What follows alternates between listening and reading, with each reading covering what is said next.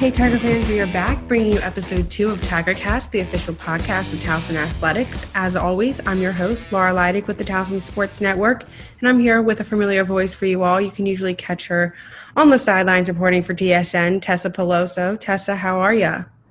I'm good. Happy to be here today. Thanks, Laura. Well, with basketball starting up, I thought it was only fitting to have Shavonne Smith here with us. Many of you know her as Scoop. She's at guard for women's basketball. Scoop, how are you doing today? I'm doing good. Thanks for having me. So I'm just going to jump right into the interview questions. And I'm pretty new to Towson and TSN, so many of you may know the answer to this question, but I do not. Where does your nickname come from? Okay. So it's a long story, but I'm going to make it real short and sweet for you.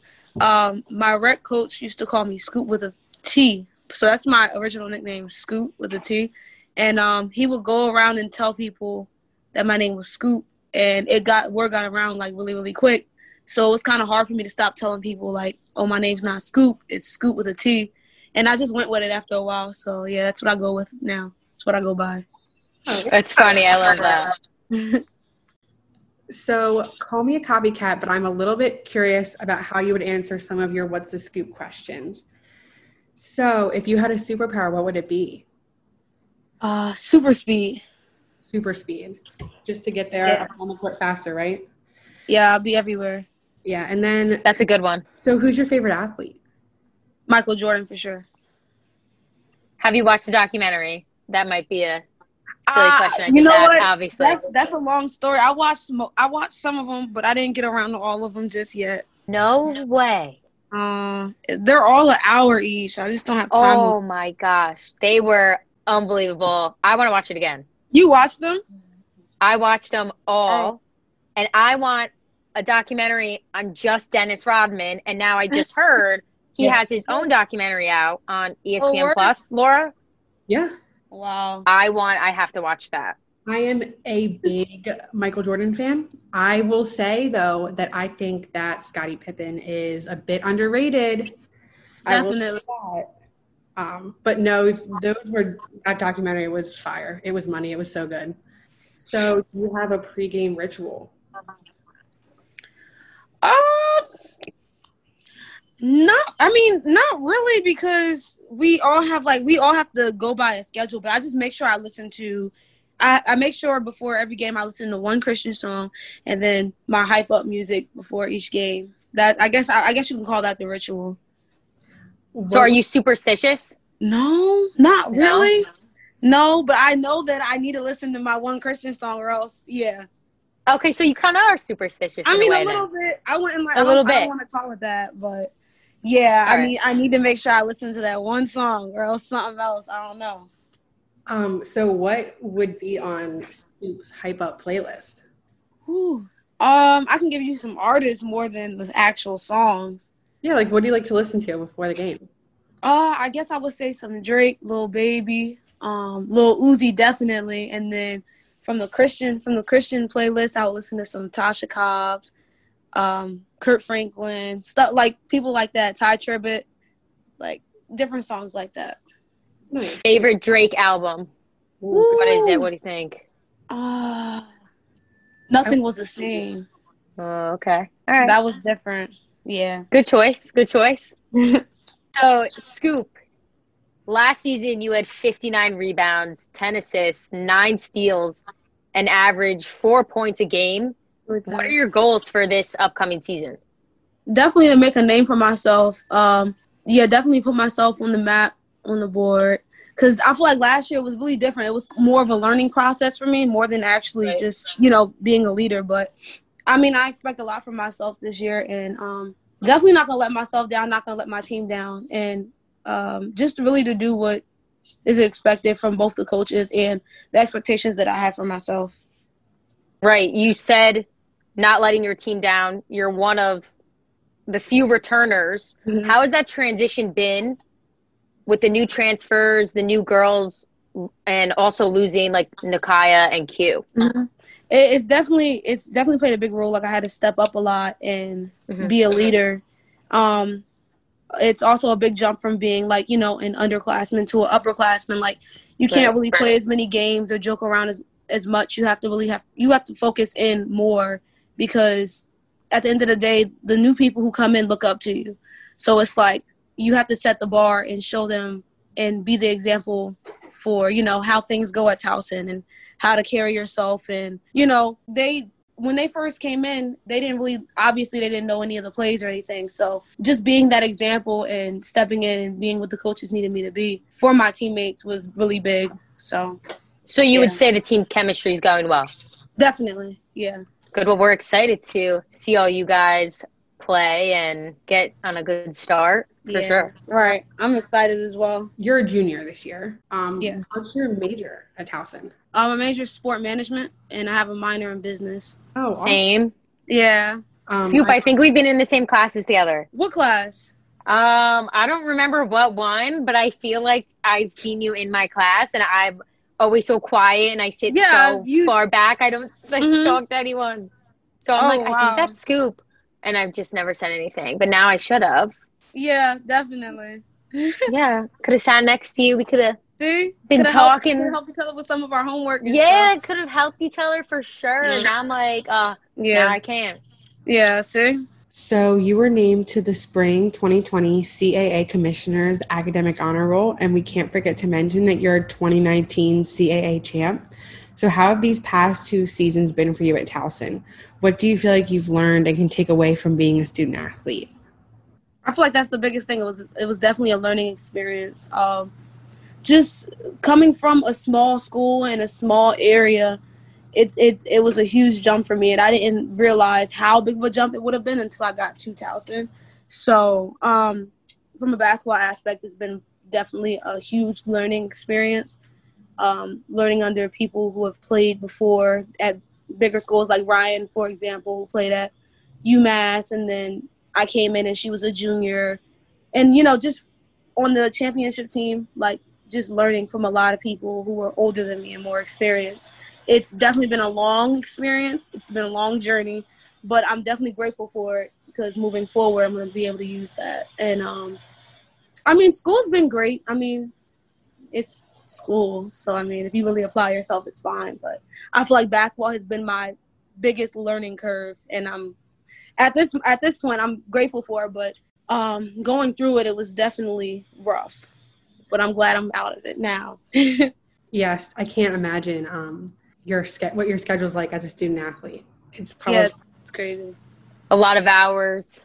Yeah. A lot of as you go from freshman year to junior year, I think it's a lot easier than it used to be. Mm-hmm. Freshman year, sophomore year was absolutely crazy. I don't know if that has to do with Corona, making it slow down a lot, but it was definitely crazy my first 2 years. I feel like it's a lot of discipline. Yeah. You learn to be on a new schedule. Obviously, people like Laura and myself, we're not student athletes. So for us, we do school, we do work, and that's it. You're balancing school, interviews, playing basketball, some sort of sleep schedule, a social life. So I couldn't imagine how hard it is for student athletes to balance all of that. Right. And you get used to it after a while, and I try not to think about it too much, but it definitely takes a lot of discipline because, like you said, we don't have a lot of time to do stuff, so we have to train ourselves to find a certain time to do things. Procrastination really. If you procrastinate, it bites you in the butt at the end. Yeah, so you have to prioritize your schedule correctly in a way. Mm-hmm. So you brought up Corona slowing things down. How has the pandemic affected your training and what you've been doing to prepare for the season? Well, when Corona had first initially happened, it was a lot harder because there were no gyms open, and I was resorting to just running outside and running the steps, doing workouts in my room while everything else was closed. But even now, we don't have a lot of time in the gym. The Towson gym isn't open 24 hours like it used to be last year. So, they only give us a few hours to actually shoot. So that's definitely challenging, especially, now that we're in the season, makes everything a lot more tedious because we don't have, the free will to actually, work on our game on an off time. But other than that, it hasn't been that bad. you know, aside from basketball, because when Corona had initially started, like I had stayed on campus. Coach Rich had found a way for me to stay on campus. So I'm definitely grateful for that. And she made sure I was okay. So, I mean, I'm blessed to have that. But, yeah, basketball has been a little tricky, challenging. Yeah, understandably, with not having a gym to go to. Going off of what Laura said, how the coronavirus has impacted basketball. Last season, you guys were in the CAA tournament when all games were canceled. You know, I feel like last year you guys were on a roll and coronavirus just stopped everything. Right. How have you felt from when that happened to now? Like, how did you feel in that moment? Like, oh my gosh, we were on a roll. Here we are at CAA tournament, and now everything's just done. Weren't you guys? How do you take that into this season? Weren't you guys actually at Elon when everything got canceled? We were actually getting ready to get taped, and right before we were about to go to Kelsey's room to get taped, it was like, oh, they're canceling the games, and we have to go home. We had an hour to get packed up and go home. An hour. So it was definitely shocking. But moving off that to this year, it was like the feeling that I have now is like I feel like I owe something to the team from last year, especially the seniors who graduated. I think it was like 5 seniors who graduated. None of them got the chance to, get that ring again. So I feel like I owe it to them to work as hard as I can to make sure that we get that, To get back where you finished, basically. Exactly. Where you last were. Mm-hmm. Yeah, you got to finish what you guys started last season. You got to keep that momentum, Exactly. Also, you guys are starting up with games and there's no fans. How are you feeling about that? I mean, it is what it is, in all honesty. I mean, it's just like, it reminds me of scrimmages. Like, there's nobody there, so it's probably going to be a little bit more intimate. And we'll really just need our teammates hyping us up at the end of the day. We'll need energy from the bench to keep us going, because that's what it's really all about. It's about how we play together as a team and what kind of energy we have collectively. So, do you think that impacts a lot of players as a whole? Maybe not Towson, but other women's basketball players. Do you think that impacts them in a way that they really rely on the fans? I would think so, because not all teams are, energized through just their own teammates. Like, there are a lot of schools who are used to big crowds and a lot of people cheering them on, so they go off momentum. Like, there's a lot of momentum teams, but I mean, that's their problem. I'm sorry. So, right, like, we get momentum from each other. So, I mean, at the end of the day, if you can't get momentum from each other, then, I mean, that's really their problem. They're struggling. You guys are going to be out there ready to go. Mm-hmm. Exactly. Why'd you end up choosing Towson? I chose Towson because it's not too far from home. I think it's like 2 hours away. And the coaches, like, they have a great family aspect on things. They made me feel like I was home on my first visit, and I feel like I knew them for a long time. And on top of that, like, the girls who were here when I first committed, like, they were really nice, and they made me feel like I belonged here. So that's why I committed.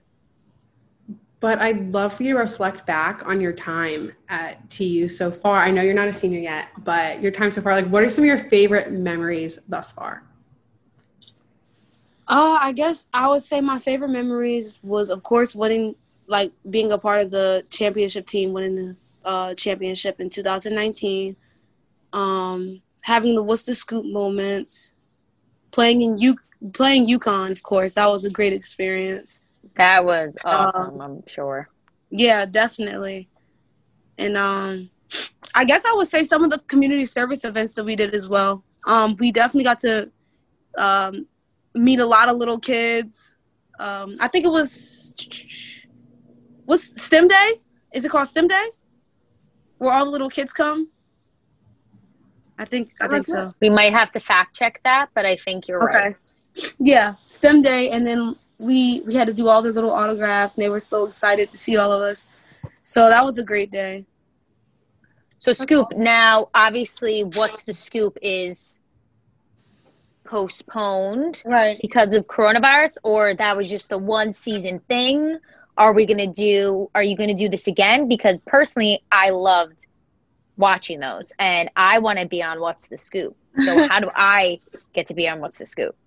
I think it was an ongoing thing. A lot of people said they liked it, so I'm pretty sure we would have did it again this year, but Corona did, Right. slip some things up. But hopefully we get to do it again at the end of the season or next year, because that was exciting for both me, my teammates, and a lot of other people came up to me, like Tim, the AD. He came up to me and he was like, he wanted to be in it. The commissioner said he wanted to be in it. No, he was in it. He was in one of mine. So, it was exciting. Awesome. I watched some of them and they were great. And so next season, I would love if you need someone, of course. Okay. I mean, you could always call me. I will gladly be a part of What's the Scoop. I think Scoop might be coming for our jobs, Laura. I know. She's so good. I mean, we have to watch her back. Wow, if she's not going into this field, she needs to be. She's good. Yeah. Hey, many talents, right? Can ball, can interview people. Yeah, that's a woman of many talents. Thank you, guys.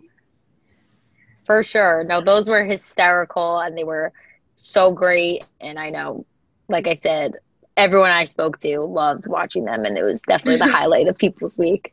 That's good. For this interview, right? So, when Tessa told me there was What's the Scoop, because I've only been here for this is my second semester, so I don't really know anything about Towson. I'm still new.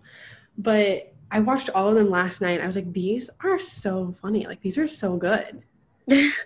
I told her, you have to watch What's the Scoop with Scoop. Yeah, they were great. We had to get the answers from you, too. People are probably curious. Yeah, for sure. I mean, those are some good questions you asked. So Laura had to ask them right back. We have to get to know Scoop. Yeah. Obviously. Yeah. With the rapid fire questions, Mm-hmm. I had to come off the dome with them too. That was the hardest part. Yeah. They weren't written. I just had to find different questions for each different person. All right, so I'm fresh out of questions, so we're going to wrap this up. Well, folks, you just got the scoop, and yes, the pun was intended. Thank you, Scoop and Tessa, for joining me. You all can catch Scoop at guard for women's hoops this season. Thanks for tuning in, Tiger fans. We will catch you next week, and as always, go Tigers.